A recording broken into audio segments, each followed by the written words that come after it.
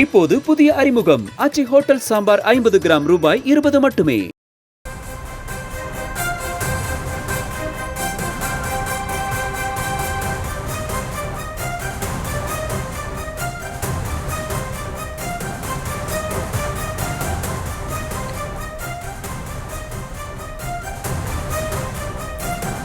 நாகையில் பெய்து வரும் தொடர் கனமழையால் கொடியாளத்தூர் சுற்றுவட்டார பகுதிகளில் சம்பா இளம் பயிர்கள் தண்ணீரில் மூழ்கி இருக்கிறது. கதிர் வைத்த சம்பா நெற்பயிர்களும் மழையால் பாரம் தாங்காமல் தண்ணீரில் சாய்ந்ததால் விவசாயிகள் கவலை அடைந்திருக்கிறார்கள். அந்த காட்சிகளை பார்க்க முடிகிறது. தொடர்ந்து விவசாயிகள் அளித்த பேட்டியை பார்க்கலாம்.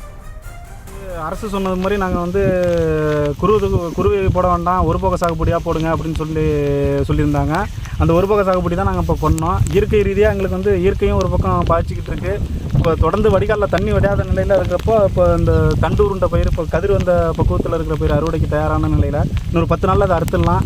ஆனால் இப்போ மழை இயற்கை சீற்றம் அந்த மாதிரி இருக்கிறதுனால தண்ணீரும் வடிய மாட்டேங்குது. வடிகால் எங்களுக்கு சீரமைத்து கொடுக்கல.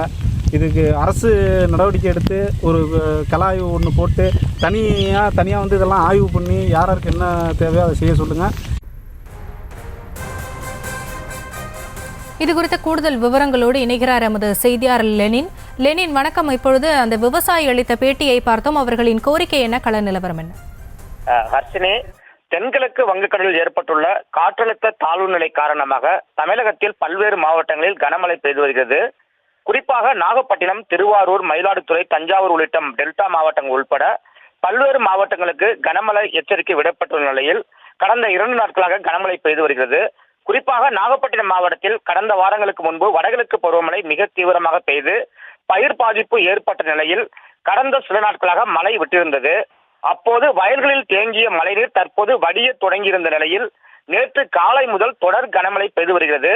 குறிப்பாக நேற்று இரவு முதல் தொடர்ச்சியாக பெய்து வரும் கனமழை காரணமாக சம்பா இளம் நெற்பயிர்கள் தண்ணீரில் மூழ்கியிருக்கும் நிலை ஏற்பட்டுள்ளது.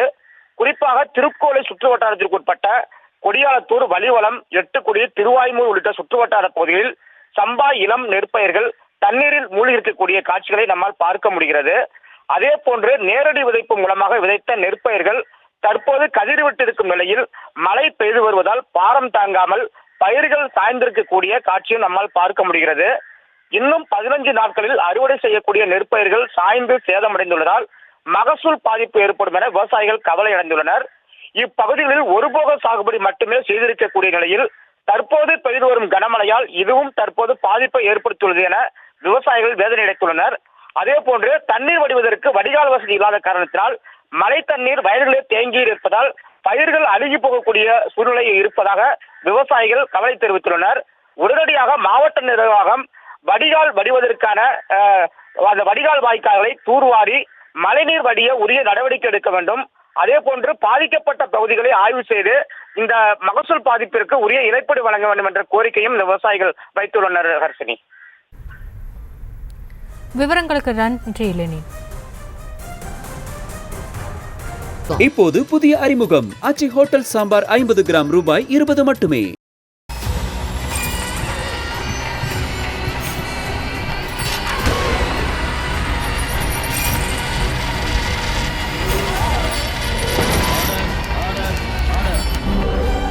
நிகழ்தகவு குற்றங்களின் மறுபரிமாணம் நாள்தோறும் இரவு 10 மணிக்கு இணைந்திருங்கள் நமது நியூஸ் தமிழ் தொலைக்காட்சியோடு.